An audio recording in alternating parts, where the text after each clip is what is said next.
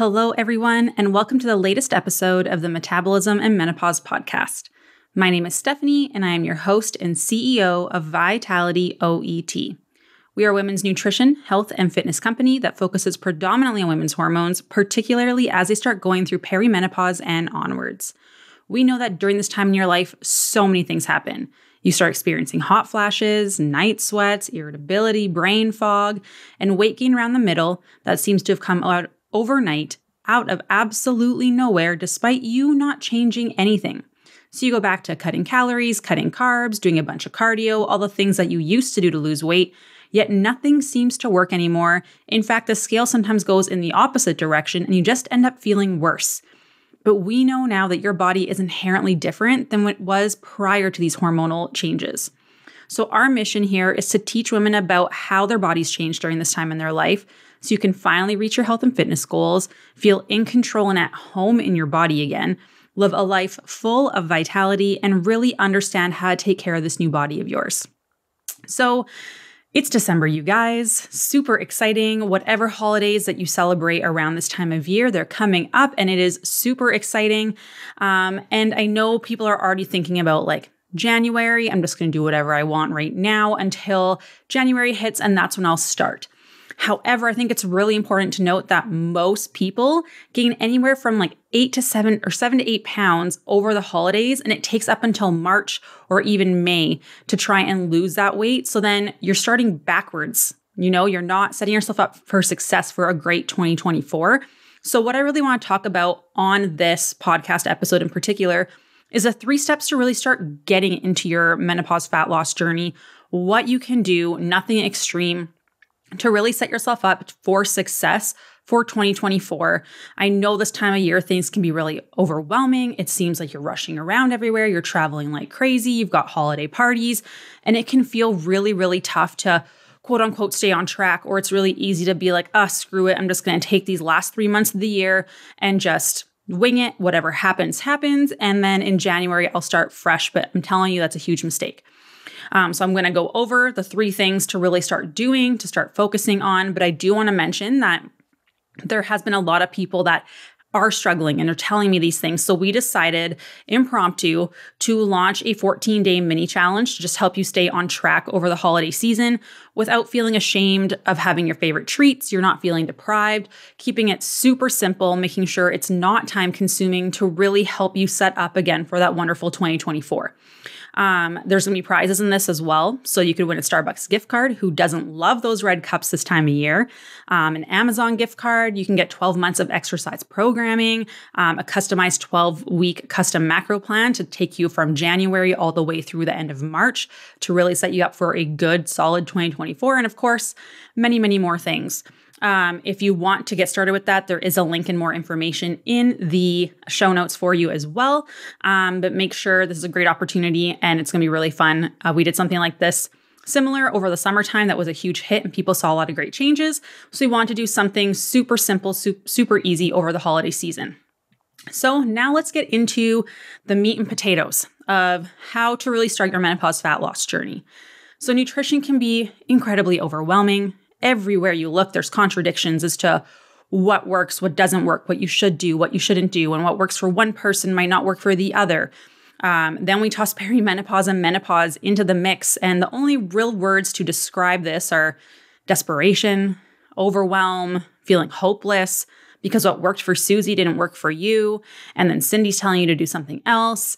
And it can be really, really frustrating, but again, you also have to think of who is giving you this advice.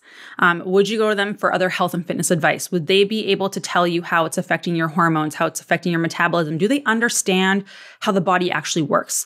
So that's always a nice little tip that I like to give people when they start trying to take advice from people. What are their credentials? Where are they getting their information from? It's really important. So again, today what I want to talk about is the first steps to moving in the right direction, explain the why behind it all, because I think that's something that gets grossly overlooked. You're just hopping on any bandwagon and taking anyone's advice, but you don't understand the why. So we're going to look into that as well here. So what I'm going to do first is I'm going to give you an example of a conversation we have on regular basis through Messenger or free consultation calls that we do. And those consultation calls, I want to make them very clear, they're not sales calls whatsoever. Women who utilize these and jump the gun and kind of, take advantage of this opportunity, they are just a one-time call with a member of our team to help you figure out why you are struggling and give you nutritional and lifestyle guidelines specific for you so you can address the root cause of your problems. There is zero pressure to talk about coaching on those calls whatsoever. We just want to help women like you feel heard, feel validated, understand that you're not going crazy, that what you are feeling is in fact happening, and give you realistic guidelines so that you no longer feel hopeless and you can start moving in the right direction.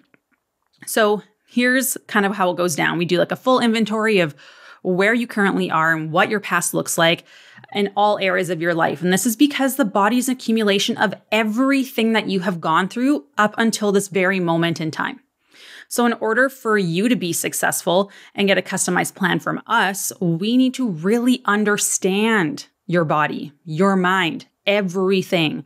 So we cover your past and current exercise and activity, your past and current sleep, energy, digestion, your stressors, traumas, diets, weight fluctuations, hormonal changes and symptoms, literally everything. Like, we ask you everything. And we ask about your current food intake. And this is step number one, because what gets measured gets managed. So this is step number one of really starting that menopause fat loss journey. So here's what the conversation typically goes like. Hey, Lori, what does a typical day of food intake look like for you from when you wake up until you go to bed? Tell me everything. And this is typically the response that I'm going to get. And it might sound similar to what you have maybe said to me or what your response would be like. Well, sometimes I have breakfast. Sometimes I don't. I always have coffee. If I eat, I sometimes have a bagel, or maybe I'll stop at Starbucks and get some egg bites. Other days, I'll just have overnight oats, or I'll just have a snack when I'm rushing out the door. Sometimes I'll have a snack between breakfast and lunch if I have breakfast or lunch, because sometimes I skip lunch or I work through lunch because it gets busy. But typically, there's not much of a morning snack, just sometimes if I'm hungry. I go to work out, and then I go to work. Lunch is then usually a salad with some salmon or chicken, but sometimes I eat takeout, or I'll go for lunch with the women at the office, or I'll bring leftovers from home, which is like everything, like a little bit of everything. Then I might have a donut at the office, or chocolate, or someone brings treats, something like that. I'll come home, snack while I'm cooking. Maybe I'll grab some chocolate chips out of the pantry or some chips, or I'll have like dip or salsa with my chips. Sometimes I'll have crackers, popcorn. Maybe I'll have a glass of wine. It really just varies on the day. Supper can be anything. Tacos, spaghetti, meat and potatoes. I'll typically try to have some veggies. And at nighttime, I typically want something sweet. So I might dip into like some ice cream or chocolate or things like that. Now, this sounds pretty typical for most people, and this is a very similar story that I get very often. But depending on the day, that could easily be 2,700 calories. That could also be 1,000 calories. I have no idea where your protein intake, because I don't know your portion sizes.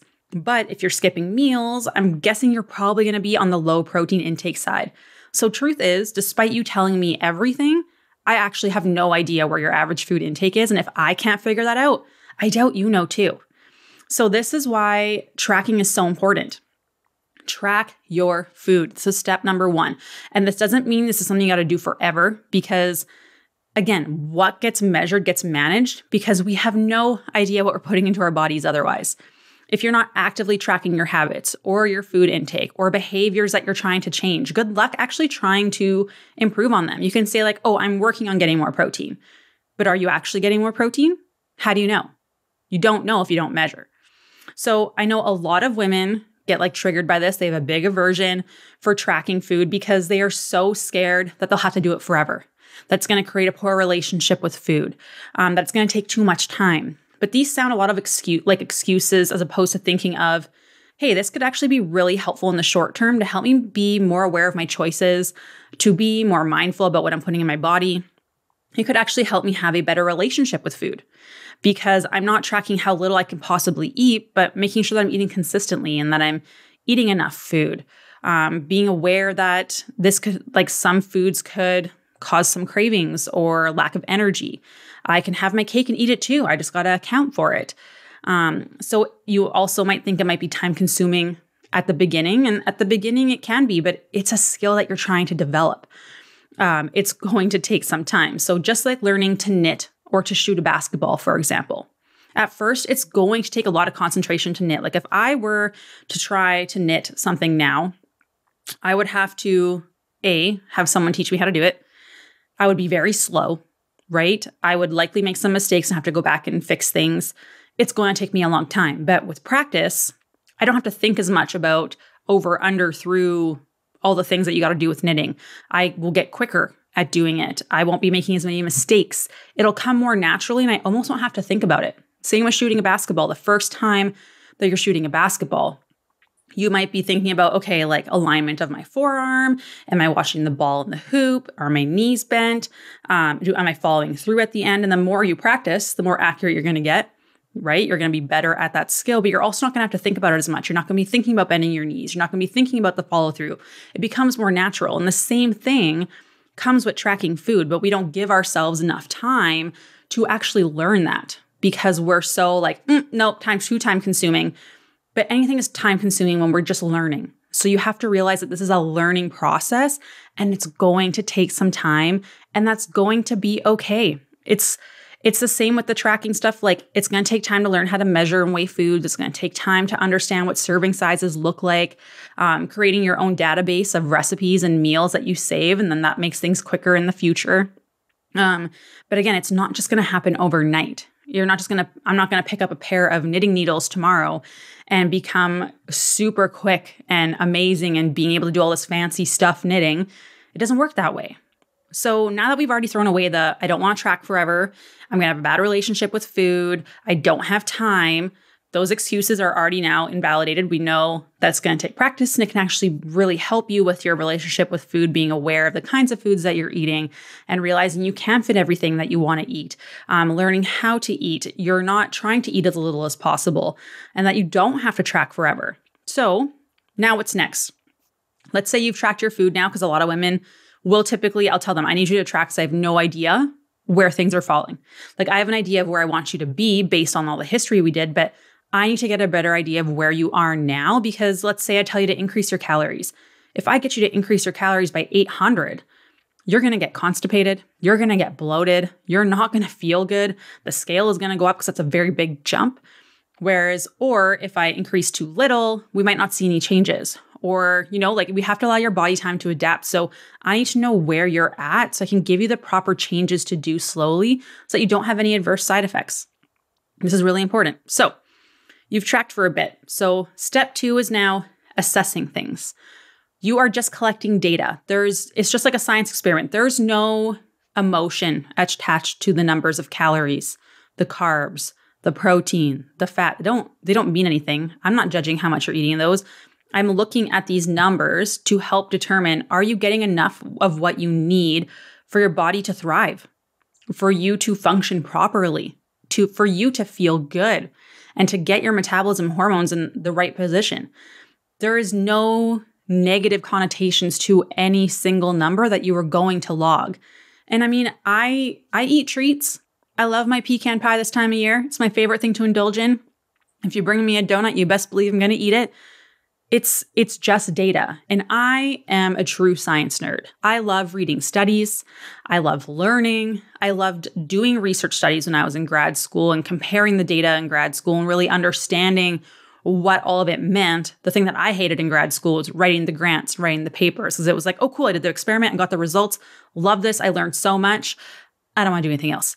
So that part was too dry for me, but this is like who I am at heart. And I think more people have to kind of understand that tracking food is just like that. It's exactly what you're doing. You're just collecting data so you can get a better idea of the full picture of what you're actually doing, when, and how often.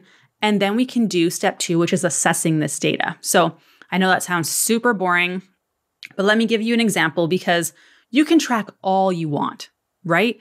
But what's the point of tracking if you don't actually look at it? Like, what is the purpose of your tracking right now? How many of you log your food and then you never look back at it? Most people do that. What's the point? You are doing something just for the sake of doing something. So for example, in our coaching program, what we do is we have a tracker that we get clients to punch in their numbers from their app, their calories, their protein, their things like that. It takes like literally 30 seconds. And it will calculate their weekly averages for them. And we have weekly goals for them. And if they stay in a 100 calorie range, that square is going to light up green. If they go outside of it, it's going to go yellow. And if they go really outside of it, it's going to go red. And what this shows you is, are you hitting your goals consistently? What are you struggling with the most? When you are falling out of that range, why is that happening? When you do hit your goals, what's happening there? What can we replicate from those days where you hit green to the days that you're struggling? What's the difference between those days so we can replicate your wins to help you become more consistent?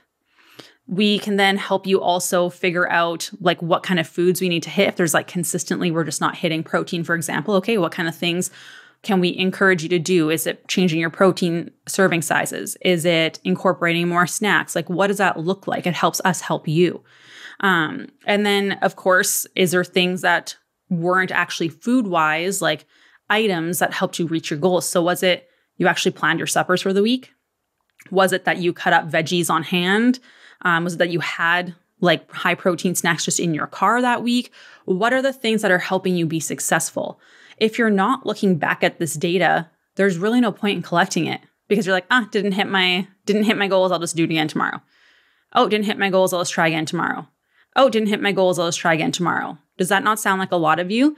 You just quote unquote keep trying, but you're not actually assessing anything to figure out what's preventing you from hitting that goal. And when you are hitting the goals, what's helping you get that goal? We can also help you see if there's certain foods or things that are causing you to be bloated, for example, because clients will make a note of that. And then you can go back and look at things that you ate. Was there anything different? Maybe there was more stress that day. Maybe you skipped a meal that day. Maybe your fiber or protein was way higher or way lower than typical. Maybe there was more salt in your food. So it gives us something to review to help you improve week to week and to learn how to eat, to help you understand how other things influence your eating patterns, like maybe it's going out or traveling or whatever it may be, and ultimately sets you up for success long term. Because again, if you're just have these arbitrary goals that you're aiming for, but you're not looking back and seeing if you're hitting them consistently and asking yourself why, what's the point? Because then you just keep trying every day, but you're not actually like learning or planning or doing something proactively to really help you. So yes, you want to track to figure out what you're doing because what gets measured gets managed, but you have to do something with that data as well. And then step 3, this is a big one, everyone. You need to determine why you are struggling with your weight. So we've figured out if you're being consistent or not. We've figured out how, like where your weekly averages are, if you're hitting protein. You're tracking now, that's great. But now we also have to figure out, why are you struggling? This is a question people do not ask or dig into enough. You might be struggling with weight gain or weight loss resistance, and that's not something you need to quote unquote fix. That is, you see, the real thing is that with weight gain or weight loss resistance, it's a symptom of something else happening in your body. And until you address what that symptom is or what that cause is that's causing these symptoms of weight loss resistance or weight gain, you are always going to struggle. And this is why the detox teas and the fad diets and the fat burners and all these things that I see on social media all the time, we're not addressing the root cause of your issues. So what are the possible causes of your weight gain and weight loss? I'll tell you, it's not just age. That's not true, because otherwise everyone would hit a certain age and they would be hooped. So there's other things mechanistically going on in your body that are causing weight loss resistance or weight gain. And there's a lot of things that can influence your inability to lose weight, like poor quality sleep, inflammation, yo-yo dieting, chronic dieting, eating too little for too long, hormonal imbalances with estrogen, progesterone, testosterone, DHEA, low thyroid function, poor blood sugar regulation, poor gut health, your cortisol levels, poor sleep. All of these things are then going to impact your metabolism by slowing it down, which means your body just sucks at burning calories, making it really hard to lose weight. But when we look at that list of things, what comes first? Because everything affects everything, right? So like chronic dieting and yo-yo dieting slows down your metabolism and increases cortisol because our body's always trying to figure out calories in, calories out, right? Or poor gut health increases inflammation, which increases cortisol and slows down your metabolism. but also inflammation can cause poor gut health. So there's a lot of things here. We could have struggling with sleep because you're not eating enough food or eating enough carbs, right? That's going to increase your inflammation as well. That's going to lead to blood sugar issues leading to weight loss resistance and a slower metabolism. High cortisol is going to slow down your thyroid function, which means your body burns less calories at rest, making it really hard to lose weight. Estrogen goes down during perimenopause and menopause naturally. So we're going to have a harder time building and maintaining muscle mass. It's a lot easier for cortisol to go up, which also breaks down muscle mass, which is also going to influence your metabolism to slow down. So you can see there's a ton of things, and now you're probably super overwhelmed. And I get that. But here's why. It's because no one has connected the dots as to what's your root cause, the why to all of your symptoms. People are not addressing the why. So of course you're going to be overwhelmed because you don't understand why your body's doing what it's doing, why you're struggling with weight gain. You're tracking and trying to eat as little as possible. No, that's not helpful. And everyone always says this little lie to you guys, especially once you start going through perimenopause and menopause, is this is normal. This is aging. This is how it is now. You'll get past it. No.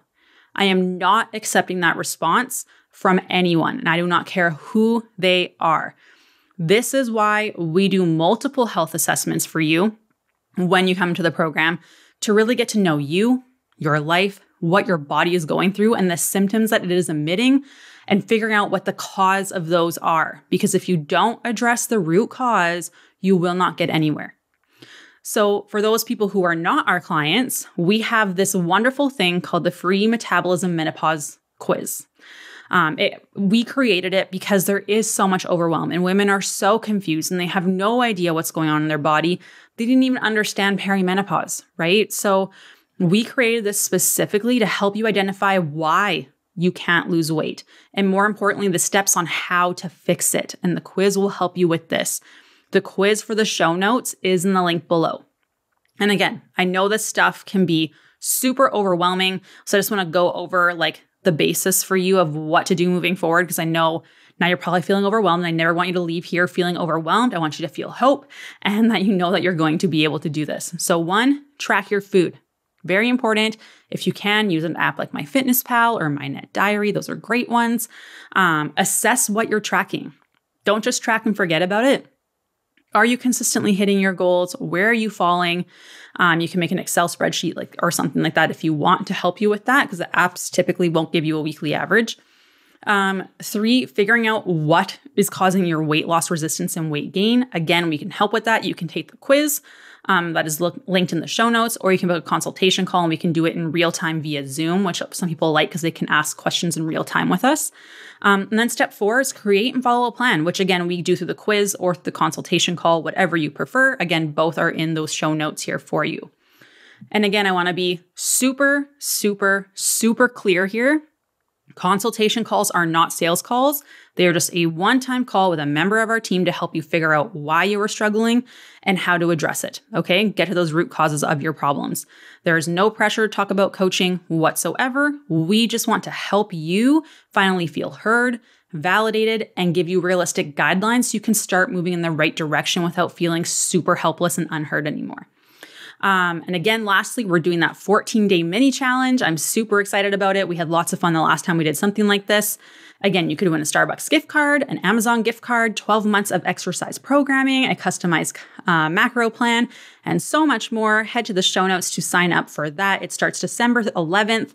It's just 14 days, short and sweet, to really help keep things simple. It's not time consuming, just to help you stay on track over the holidays. And that way you're not feeling overwhelmed. Have a wonderful rest of your day, you guys. It's so great to be able to do these, and I will talk to you soon. Bye.